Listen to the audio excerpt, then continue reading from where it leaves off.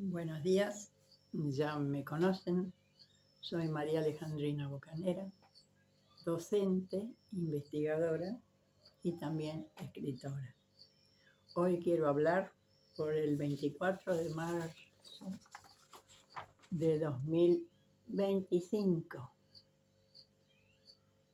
que se cumplen 49 años del golpe de Estado que causó infinidad de muertos en nuestro país, en un movimiento conjunto que se hizo por toda América. Siempre se dijo que el golpe se dio para reorganizar el país. Lo dio el líder del jefe militar, fue Jorge Rafael Videla, un católico de comunión diaria, representante de la mano derecha de la interna de la iglesia, mientras que los montoneros eran la mano izquierda de la misma iglesia. Tanto Videla como Firmenich eran católicos, y los que dieron la orden de abatir a la subversión fue un presidente peronista, pero a Videla le dio el aval un cónclave de obispos que se reunió en Mercedes, la ciudad de la provincia de Buenos Aires, cercana a Luján. ¿Por qué había esa lucha interna? ¿O hay todavía esa lucha interna en la iglesia? Hay un dicho que para mantener el equilibrio social y el poder dice que tu mano derecha no sepa lo que hace tu mano izquierda. Así es que los Fraticelli, un grupo de franciscanos armados de Zagreb, la capital de Croacia, vinieron a la Argentina, liderados por Pavelević, quien hizo una terrible represión en Croacia, su país. Pavelević, supuesto delincuente internacional, halló refugio en la Argentina, y no solamente en la Argentina, sino que conformó la Universidad Estatal y fue amigo personal de Perón. El clerofascismo o el clerofundamentalismo tenía tres ramas: el clerofascismo de Italia, el cleronazismo de Alemania y el clero de los Ustachi en Croacia, en este famoso convento de Zagreb, la capital de Croacia. Ya en época de Perón hubo una interna en la cual él mandó quemar 5 iglesias, lo que tuvo como antecedente, hasta que decidieron la lucha contra la subversión. Así se nos dijo, y se nos dijo que la subversión eran los zurdos, los comunistas, los violentos del ERP, las Fuerzas Armadas peronistas, o sea, toda el ala izquierda avalada por los Fraticelli. Los curas que murieron incluso eran de esa rama, fueron asesinados por esa lucha contra la subversión. ¿De qué subversión hablamos? ¿Cómo era el plan de la lucha contra la subversión? A mí, un miembro participante de los represores, me fundamentó y me explicó y me dio este documento. Este documento dice síntesis de la estrategia a largo plazo de la subversión, de la lucha contra la subversión. O sea que esta lucha contra la subversión viene desde el principio de los tiempos y continúa. ¿Cómo es esta historia? En la parte alta, arriba, está el bien, la verdad.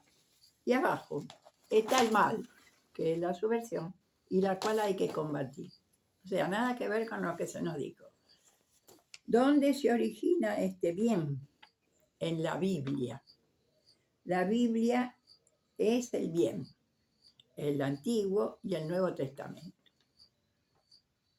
que defendieron los reyes católicos, que defendieron las cruzadas, y que todos los que estaban en contra de eso eran el mal. Las democracias, ¿no? ¿Por qué?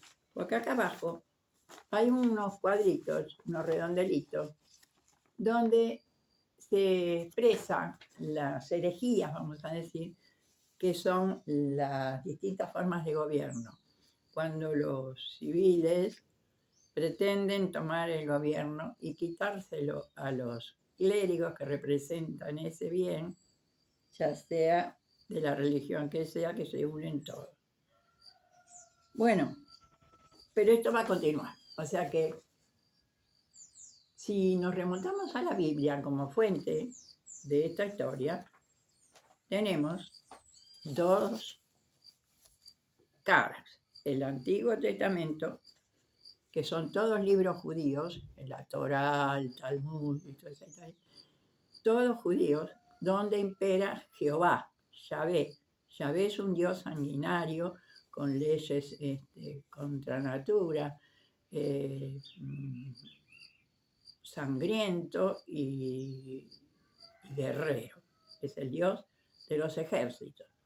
Pero ha elegido a un pueblo al cual lo va a hacer único poseedor de la tierra, ya del planeta. O sea, los que sigan a Jehová van a tener la tierra, van a tener todo. Los otros van a morir, porque así lo dice Jehová.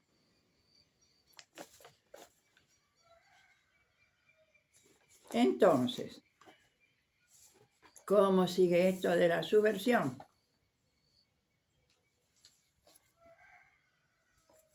Y este aparato represor en vigencia, porque ahí dice la flechita que continúa por los siglos de los siglos, va a estar siempre.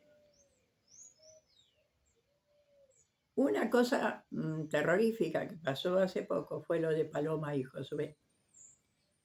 Y todos los que leemos la Biblia sabemos que cumplieron estrictamente lo que dice el Deuteronomio: lapidar después de ser llevados a los jueces, los hijos rebeldes, porque hay que erradicar el mal de raíz, aunque sea tu propio hijo. Deuteronomio, palabra de Jehová. Y sí, los militares fueron quienes ejercieron violentamente y físicamente la represión, o sea, a los hijos esos los lapidaron o los mataron, como sea. La tortura está permitida en el Estado de Israel también. Los jueces acompañaron la historia. Los militares no actuaron por su cuenta. Tenían órdenes judiciales. Todos fueron pasados por los jueces. Jueces, como dice la Biblia recomienda que los jueces sean hijos de las servidoras del templo, o sea, de las prostitutas, y que se caractericen por su capacidad de acción, o sea, de hacer lo que se les cante. Tanto es así que la doctrina con la cual se juzga actualmente se invoca el sano juicio de los magistrados y su firme convicción. Chao las evidencias, chao los videos, chao lo que sea. Firme convicción y sano juicio de los jueces. Entonces hacen lo y fallan como quieren. ¿Por qué entonces no fue la justicia misma la que condenó ahí en Varela a los chicos? Si es el ejército el que va y también procede, o la policía en este caso. O sea, la policía es cómplice, no, es ejecutora. El paramilitares, parapolicías, no, son el ejército, son la policía, son los jueces, son. No hay para, por, según, sin, son. Pero ellos meten en la Biblia al Nuevo Testamento, que no es más que los 4 evangelios, habrá más, pero los 4 que figuran en la Biblia son Mateo, Marcos, Lucas y San Juan. O sea, son 4. Lo que viene después, las epístolas de Pedro, de Pablo y todos los otros documentos apegados a... no son cristianos, son otra vez judíos. Hicieron sándwich a Jesús en ese libro, que es totalmente antagónico con lo que él enseña. Por ejemplo, él dice, mi reino no es de este mundo, pero Jehová sí, es de este mundo. Es la tierra prometida, es la invasión territorial, es la invasión de Bernie, el ministro Bernie que teníamos y ahora no sé por dónde anda, tenía una oficina que se llamaba ocupación territorial. O sea, no hay otra cosa que lo que hay. Es lo que hay. Por ejemplo, también Pablo contradice a Jesús en la cuestión de los ágapes. Ágape es una palabra griega.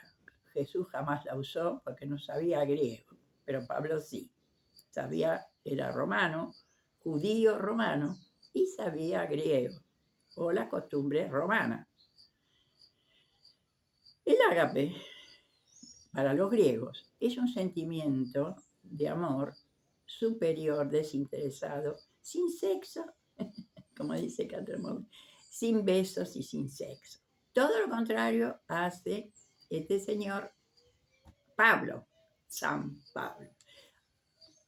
Convierte los ágapes cristianos en orgías que existen todavía. Por eso tenemos al Sáname con tu boca del obispo Trucho Fernández, ¿no? O sea, todos juntitos, intercambiando con género diferente, lo que sea, por ese amor superior al simple hecho del hombre y la mujer, que no es una pavada. ¿Pero qué cosa? Los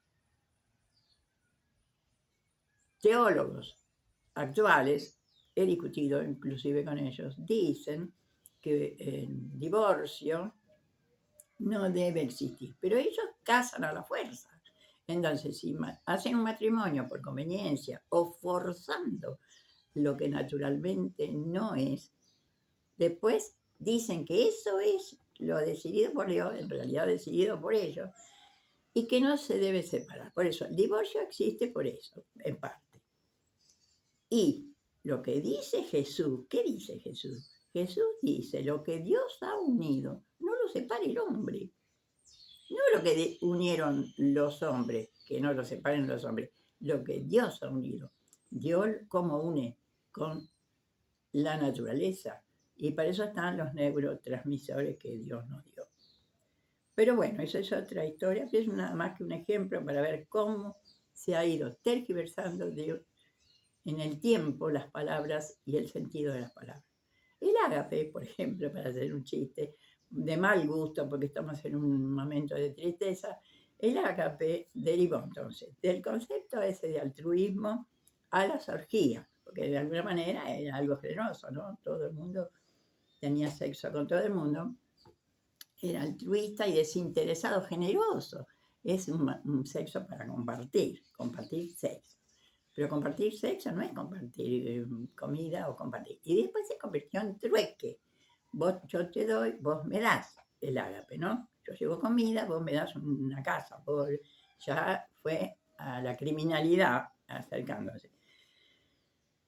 Y de a Después, en la actualidad, las agapetas o mujeres, estas servidoras del templo, que participan de estos voluntaria o involuntariamente de estas orgías, o por intereses, o porque no saben, o por lo que sea, yo no juzgo.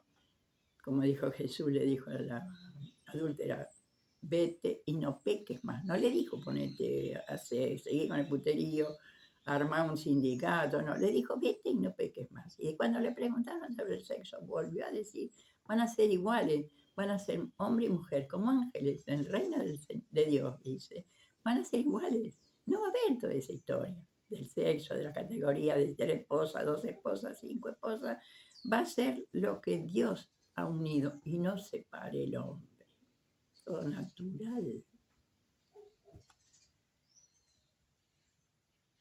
En fin, vuelvo a lo de las agapetas, son las mujeres que participan de esas ágapes, que todavía se hacen. Y los agapetos serán los hombres. Pero, como siempre, lo usan y tienen entonces prostitutas y prostitutos. O sea, de los dos sexos, ya enseguida el negocio lo malo. Y ha derivado tan groseramente que, y porque en parte la satisfacción, en algunos casos, las mujeres no querían perder la virginidad, entonces hacían sexo por el oreja, por cualquier lado, o sexo oral, para permanecer vírgenes. Entonces, las agapetas hacían mucho sexo oral, vamos a decir, o algo así. Entonces, el hacer pete derivó de la agapeta. Agapeta, interpretado por la, como diría, la más baja expresión de la funcionalidad social. No sé cómo decirlo, porque realmente no lo sé cómo decir. Bueno, volviendo a esta subversión, que todavía sigue y continúa diariamente, está también el matar al enemigo, al eliminarlo. Si no me equivoco, en la época de Duhalde, que le valió el doctorado, porque no fue nunca abogado ni nada por el estilo, le dieron el doctorado porque puso como gobernador, impuso el derecho canónico por encima del civil, apuntalado por el obispo Radizani, que muerto, por Bergoglio, que no sabemos si es muerto, y por las iglesias evangélicas, que cristianas no tienen nada, porque evangelio ya sabemos que es nada más que un mensaje, lo puede dar cualquiera, un extraterrestre, un chino, una rata miserable también puede dar un evangelio. Pero no los 4 por los cuales los cristianos juraban. Juro por los santos evangelios. Nunca dijeron por la Biblia. Por la Biblia votaban los judíos, o la Torá, o no se debe jurar en vano ni tomar el nombre de Dios en vano, es el primer mandamiento de Jehová. Pero Jehová no cumple muy bien, no cumple mucho sus propios mandamientos, o no lo interpretamos, porque tiene el quinto, es no matarás. Y no lo cumple. Al contrario. Será que no hay que matar judíos, pero matar a todo lo demás, sí. Diríamos, qué sé yo, dice David.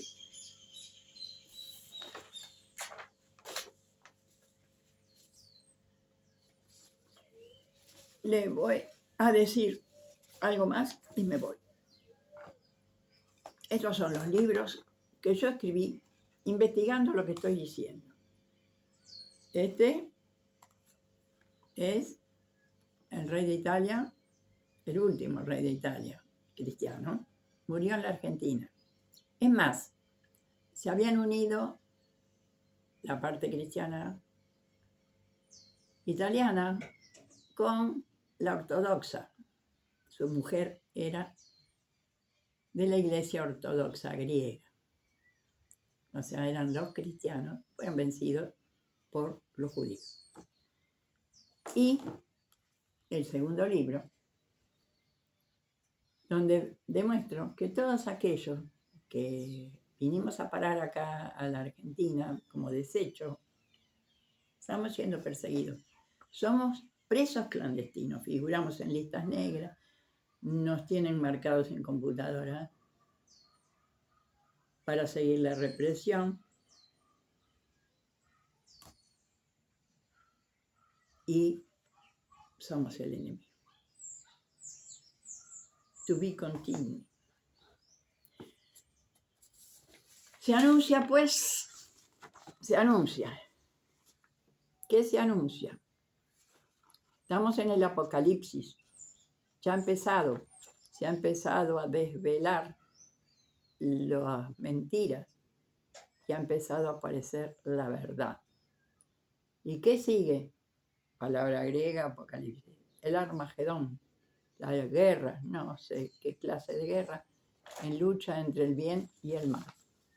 El bien y el mal. ¿Y qué pasa después? Dicen los evangelios. Viene la segunda venida de Jesús y el juicio final y universal. Que así sea.